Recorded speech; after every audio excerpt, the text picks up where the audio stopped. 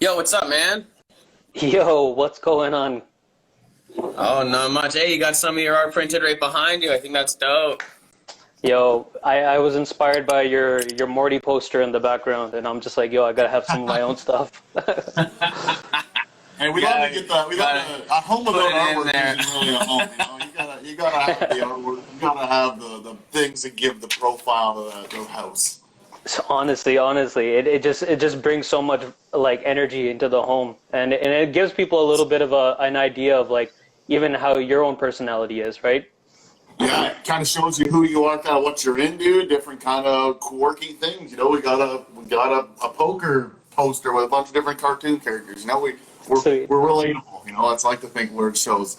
I really like the idea of also like fixing your thought patterns. Like as you go around a house, you could have things like, I don't know, every single one of my books, this one has plans for world domination on it. The background of my phone has something that I think supports me. So having these positive messages and images is something that can actually really lift you and change your emotions for sure. 100%. It's like the whole idea of like out of sight, out of mind. So the more that you have it like in your sight, then the more it just kind of because everybody needs a little bit of a reminder. Like sometimes you forget something that was like really helpful back in the day, and then you just kind of need to. It's like reading a book, and you're like, "Yo, that book was amazing," and now all I need to do is just kind of look at the book, like just the cover, and you just kind of remember everything that you learned from it, and you're like, "Wow, like I kind of went off the trail. I need to kind of get back in focus right now." Absolutely, man. That's like neurolinguistic programming in a nutshell. Exactly. Yeah, I don't know if you've read about that, but you kind of just touched on something really central to it, where like these thoughts will bring up entire thought packages basically in your head. So yeah, you're onto something there, man. Yep. I'm curious. I kind of want to do everything backwards today.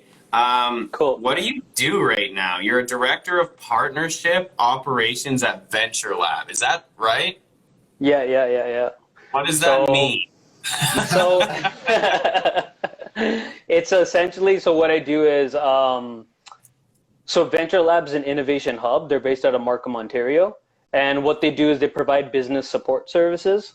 So, and it's specifically for the tech sector. So if anybody is kind of working on their own tech company and they're a little bit in the later stages, so we already have a product, like we're not trying to prototype anything. We already have the software, it's built, and we need help kind of getting into market now. We need help in terms of learning how to get better at sales and coming up with sales strategies, or how do we hire people to kind of execute on the strategy that we created?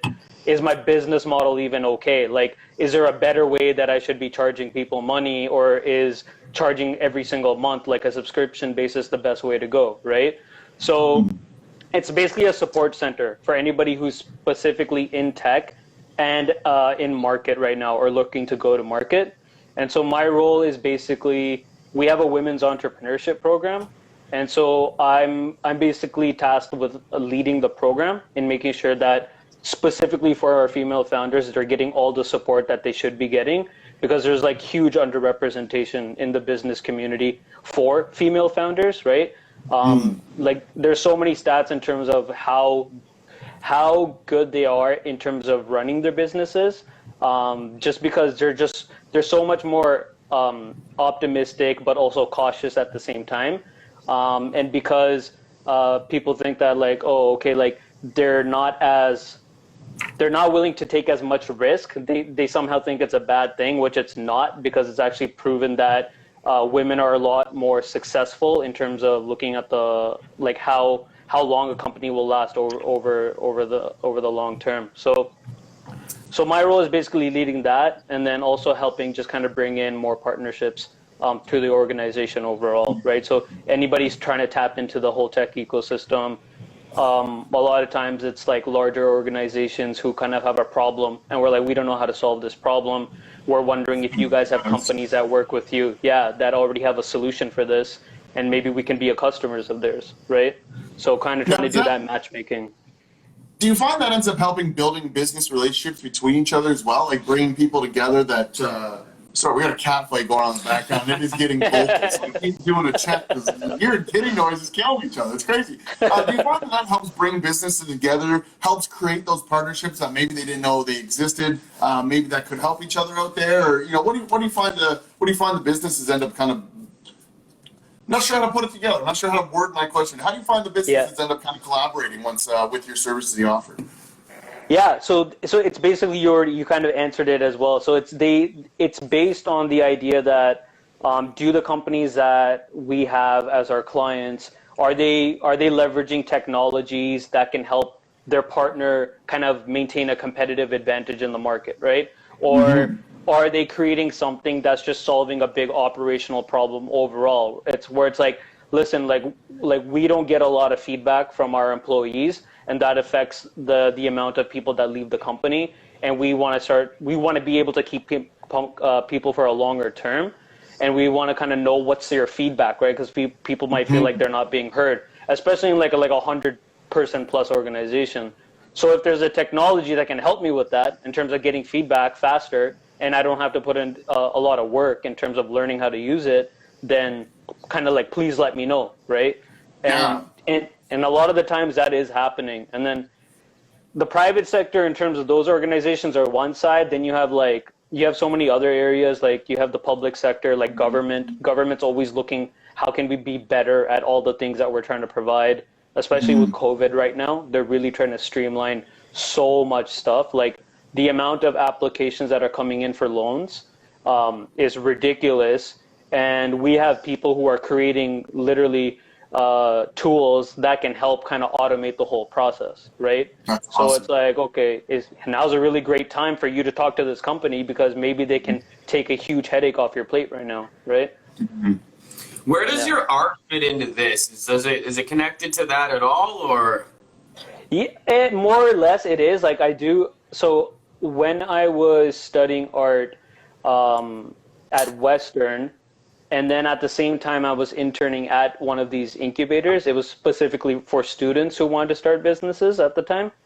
I really started seeing like how overlapping both of the areas were, mainly because like in my art classes and even still today, like there's constant iterations of the product, right? Like I'm always kind of rethinking and trying to get people's feedback in terms of what do they think about what I'm making, right?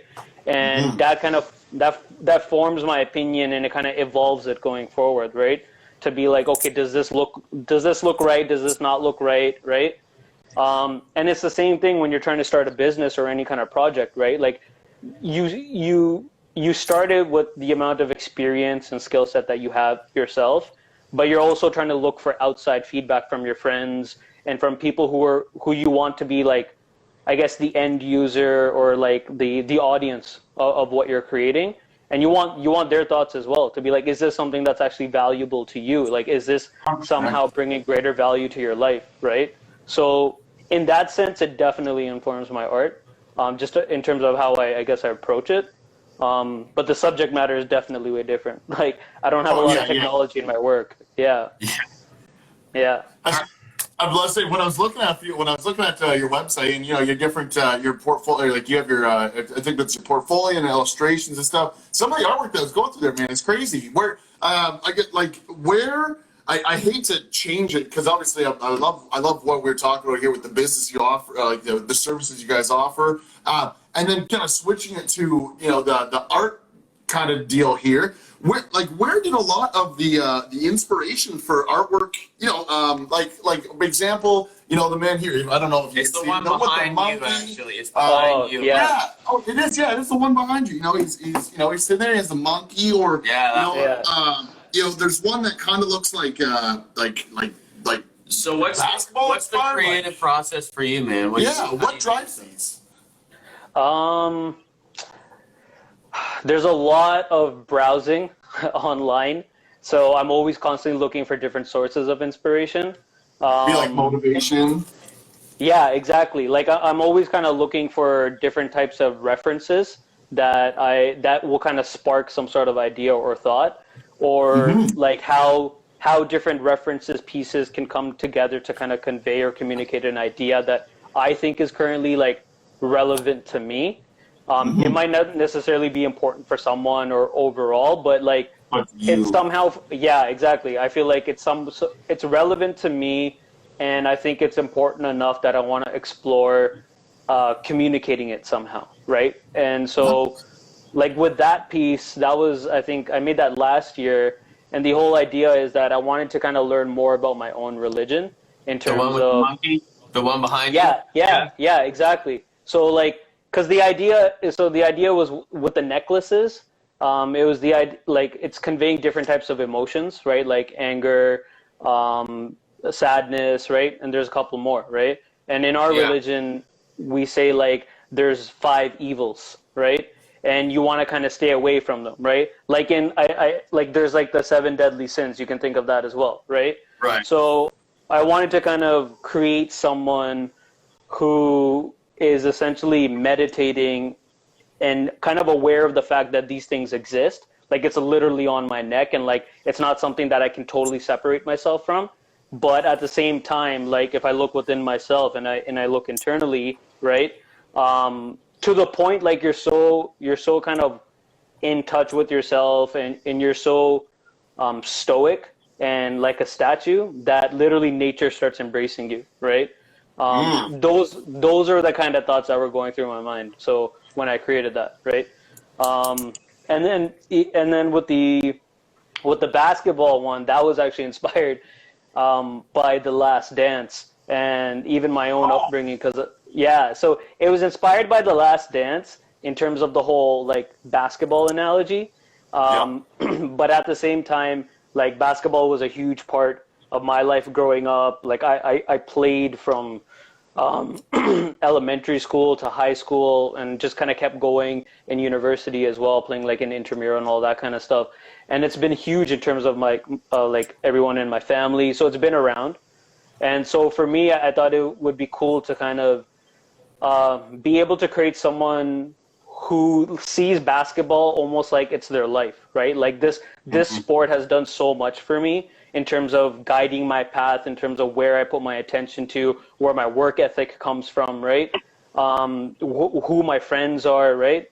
To the point where it's kind of like it's almost like you're meditating on it, right? And I just thought that image was really cool. The idea of someone just meditating with 2 basketballs.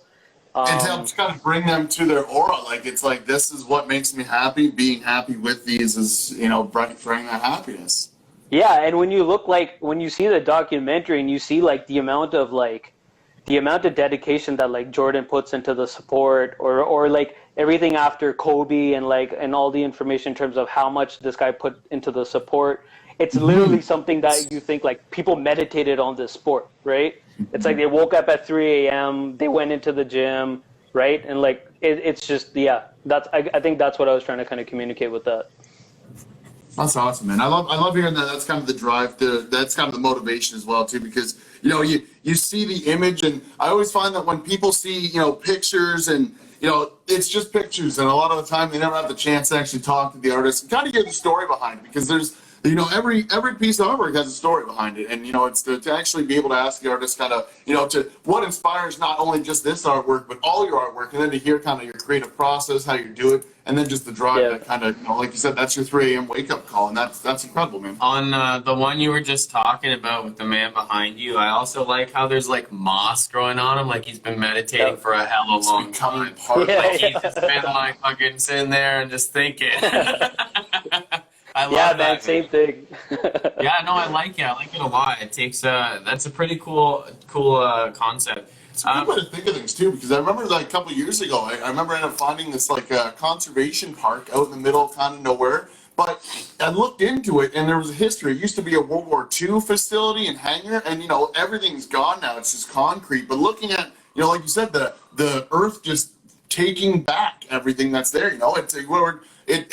We're such an honor to be a guest, and it's deep and poetic. It's awesome, man. Yeah, thanks guys, appreciate it.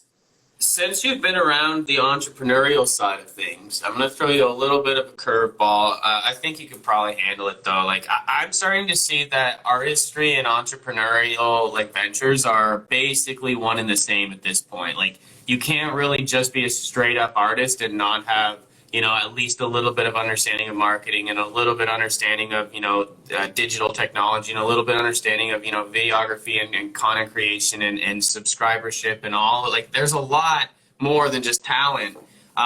So what sort of skills would you recommend that artists actually use to advance their, careers, whether it's visual art or music or anything else?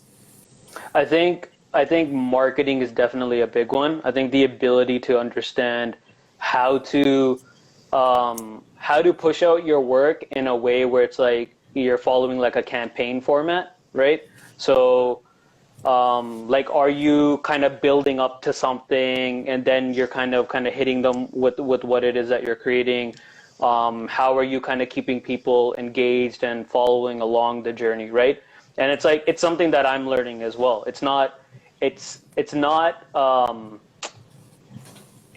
natural for me. Like, you can't, like, it's not something that just makes sense. It's something that I'm constantly trying to figure out, right? And I'm trying to get better at, right? So I do think marketing is really important. I think the ability to also understand how do you develop an audience over time, right? So how are you developing your audience? How are you communicating with your audience? I think that's a really important skill set too.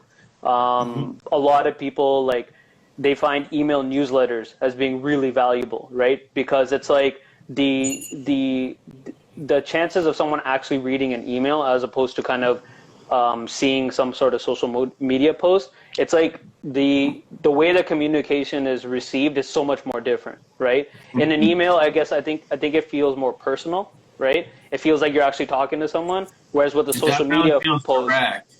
Yeah, exactly, right? Yeah. So understanding how can you do that? So how can you build more of a subscriber base that you can directly email, but at the same time, how do you develop this other channel in terms of social media as well, right? And I think those two skill sets, I think they're important because they're important to me right now. Those are the things that I'm trying to figure out and I'm trying to get better at and build on right now. So I do think those are really important. They definitely are, man, because those are really ultimately what end up driving the people to check it out, share it, and then end up having those other people come and check it as well. Because the personalized feel is huge, and then also having the regular updates. I feel like keeps people in the loop. When you end up falling out of the loop, you never feel more disconnected with a brand or a person or anything in that sense. And being able to get, again, it's just as simple as a newsletter. It really does end up creating a little more of that connection. Yeah, and I think so. Once you get to the point where you're like, okay, I feel like I have a good audience base, and I feel like that I'm able to produce works on a consistent basis and share it with people. Then it's like, okay, then how do I monetize this for me, right? And so what's your method of making money off of this, right? So for me, it's for my artwork, I'm going to be exploring limited edition prints, right? Nice. Where it's like I'm going to probably produce maybe, I don't know. There's two ways of looking at it. My life, man. I'm so sorry. Oh, what the hell? Out of nowhere, bro. Dude, Limited edition prints. I like the idea of limited edition. Yeah, it always drives sales. I feel like when you have a limited edition poster versus a regular poster at a concert or a show, guess what one sells out first? Yeah, which does. I don't know. You tell me. Oh, the limited edition. No, the limited edition. Okay. Yeah. Because people love that. People love the idea that it's limited. There's only a certain amount of quantity, and it drives the price up.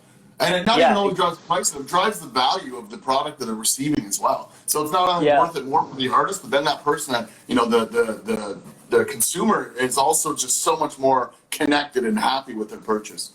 Exactly. So like there's two ways I'm looking at it. So there's one where you can just literally in advance print a certain number and just be like, okay, that's how many are available and that's it, right?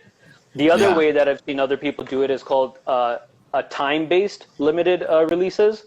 So the idea is that for 24 hours only, I'm selling this product, and then after that, you can never get it again. So it doesn't. So basically, you're going based on demand now. So because you're not printing in advance. So it's not like I'm going to do 20 and let's say maybe actually people only buy 5. Now it's like, okay, what do I do with the other 15, right? Yeah. It's like, okay, you just have 24 hours to buy as many as you want. Once I know how many orders come in, then that's how many I'll produce. And that's kind of the end of that. right? Yeah, and the idea with a limited edition is to create scarcity, right? It's like, look, there's only going to be so many of these, or you can only get these at a certain amount of time, so that people are like, oh shit, I better buy one. And it does work. Scarcity is a big thing for humans. It's one of the 6 main influences within our mind, and like, so that is smart. I really like the idea of a time-based scarcity. Look, you can only get this so long because it's smarter as for you too. Like as a business, okay, if I say I'm going to sell 20 of these fucking things and I order 20 of them and only 5 sell it, like you say, well now I have 15 stuck over, and then I don't look like I have integrity with my limited edition because I'm going to try and be unloading these other 15 things. Yeah. So, Limited edition with No, air it's quotes, true. because I mean I still got 15. Yeah. You know, so Yeah, exactly. And I think the other, and so with that, it's like, okay, so once you've decided on that, then it's like, okay, how are you gonna fulfill the product, right? Like there's so many ways for visual artists to make money today in terms of like platforms like Printful or Society6, and there's a bunch of other ones too that I can't remember, like Redbubble and a couple more, right? and you explain some of those? What are they? what? So the idea is essentially it's like, okay, somebody else, like these organizations, they'll take care of printing it on whatever product they have access to and shipping it to whoever it needs to go to, right? Oh shit! That's nice. All You you upload do an is image. you just upload the image, and then when someone buys it, it triggers an action That's on their awesome. end to be like, okay, cool. So it's like print. What they call it is print on demand, right? So you can do that, right? And it makes things so much more easier today, right? Or you can go the other route. You can find someone local, right? I can try to find a printer locally and just kind of True. develop that relationship where it's like, hey, I'm just looking for someone to take my orders on like over the long term now, right? But then you also got to figure out your shipping and everything like that too. So Yeah. it's definitely easier to go on the print on demand platform, but they also take a cut, right? And it's not like anything cheap. Like doing a T-shirt will probably range from like a simple T-shirt, Gildan, it'll probably I think be from like $7 to $12 in terms of how much they'll take, and then then you have to do the currency exchange because no one in Canada does it right now, and then you have to take care of the shipping as well, right? So it's like sometimes you feel like the product that you're putting out there might be a little expensive, right? So it's a balancing act at the end of the day. And it's one of those things that you don't totally know what the reception will be like until you actually do it as well. Like, and it's one of those things where losing that money maybe on the beginning to get the availability and the print and to have that shipping and everything take care of, might be the best option right now. And then once that traction and that group is built, then we move to the printing service where, now we create that relationship and, maybe trying to work both in there, but just to suit kind of everyone who's trying to, to do exactly like what you said, trying to figure out, who wants to buy it and et cetera at that point. My philosophy with sales of things like that too, like even if you're breaking even, I mean, it's $7 to $12 for a shirt. You do the currency exchange, you do shipping. Maybe you made $1, but like even if you're making $1, but someone's wearing your shirt around, now you've made $1 and you have some marketing. So it's worth every single one is worth it to do as many as you possibly can, and then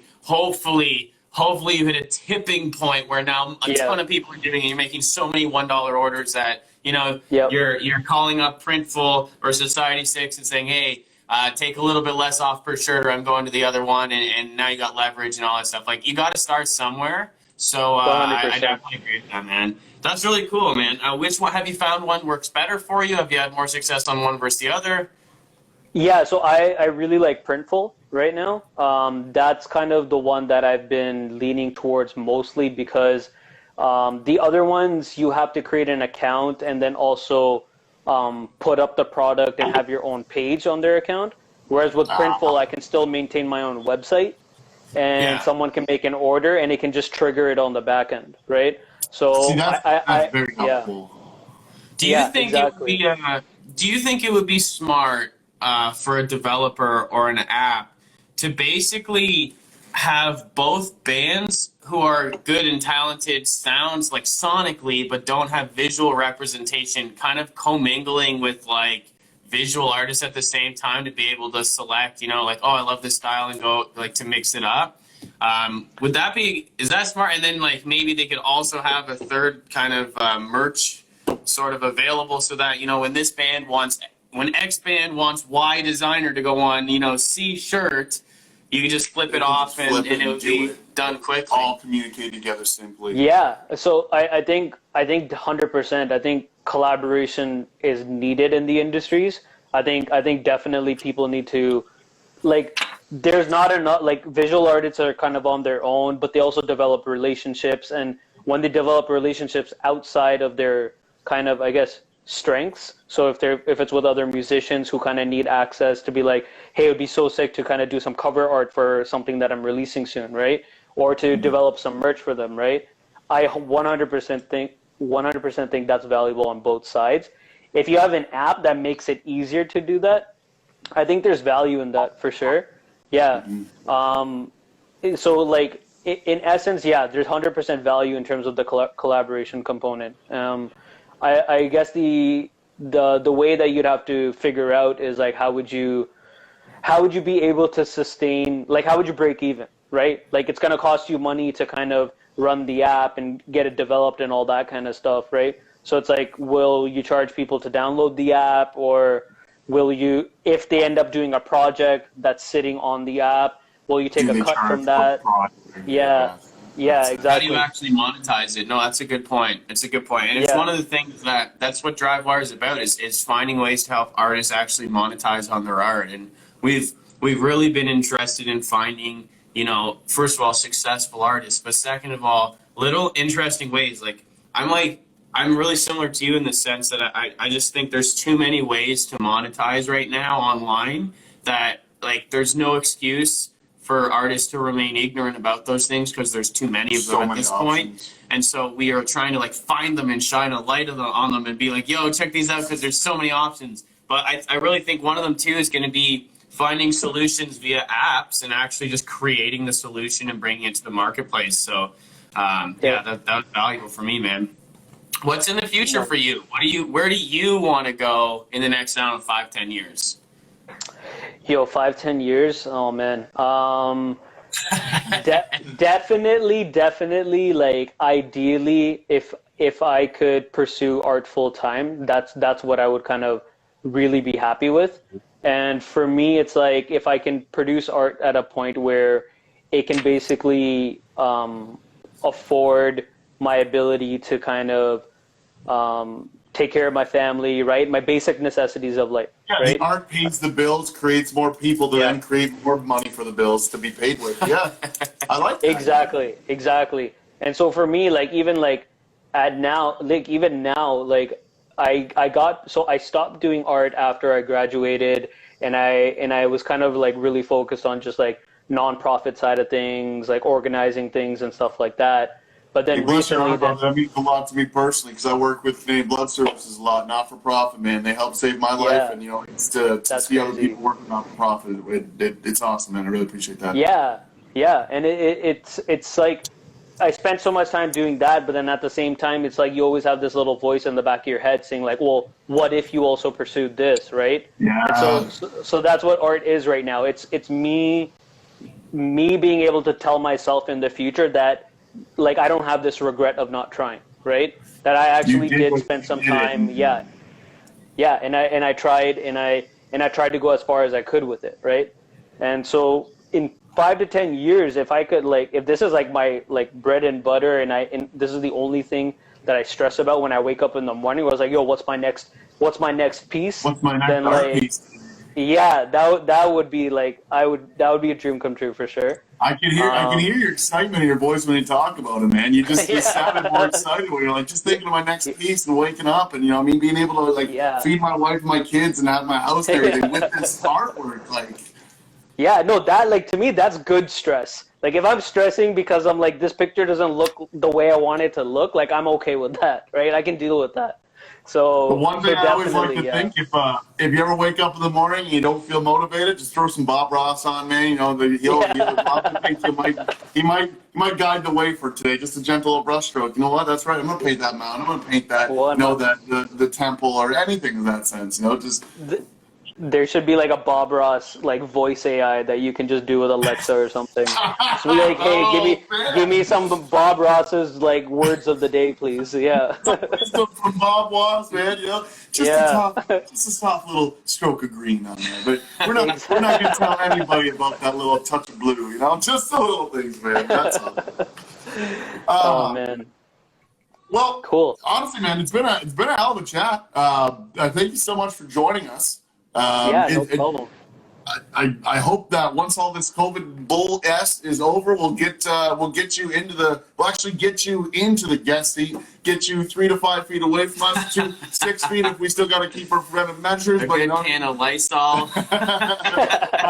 We will get in person. We'll get you in, man. We'll have an interview, and I would love to. I can't wait to see kind of what you do in the future and where these things go, and then also even your artwork, man. I can't wait to see kind of what happens with that as well. Before we end, any social medias I can follow you on for, where can people for your find artwork, you? Where can people find what you do for the tech sector and everything like that? Yeah, so it's just follow me like on my Instagram account. Right now it's just Harmanilla, and then with 3 L's because 2 L's was also taken by me and I forgot the password. So 3 That's L's, awesome. and then if you want to get in touch on the tech sector side, then like I would use LinkedIn for that. So I keep my professional world, like full-time job stuff on LinkedIn, and then Instagram is just strictly for my art stuff, right?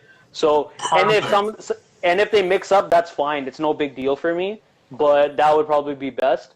Other than that, you can even just go on my website and there's my contact information there, right? But Right on. I want to thank you guys as well. Like I really appreciate the opportunity to come on and talk in general, just because I think at the end of the day, it's like we're saying, like more collaboration is kind of definitely needed in different industries. So that was really valuable for me too. And then, let's just stay in touch. And anytime I'd like to plan some more, like my next project is trying to do an art exhibit of some of my work. So whenever that happens, I'll definitely let you guys know whenever it's possible. Let's get it on the airwaves. Let's have a chat about it. We would love to help you get as much attention. That'd be cool, man. That'd be really cool. Cool. And then if there's anything I can help with as well, just never hesitate to reach out. Yeah. Oh, you got it, man. Now that that. we've seen your art, maybe we'll reach out for you to paint us or something like that. I don't know. That'd be pretty cool. Not like one of your French girls, though. Not like that. We'll do it Rick and Morty style for sure. Yeah. That would be sick. Okay. Listen, man. Thanks so much for coming on, dude. I really appreciated talking to you. All right, guys. Peace out, man. Talk soon. All right. Bye.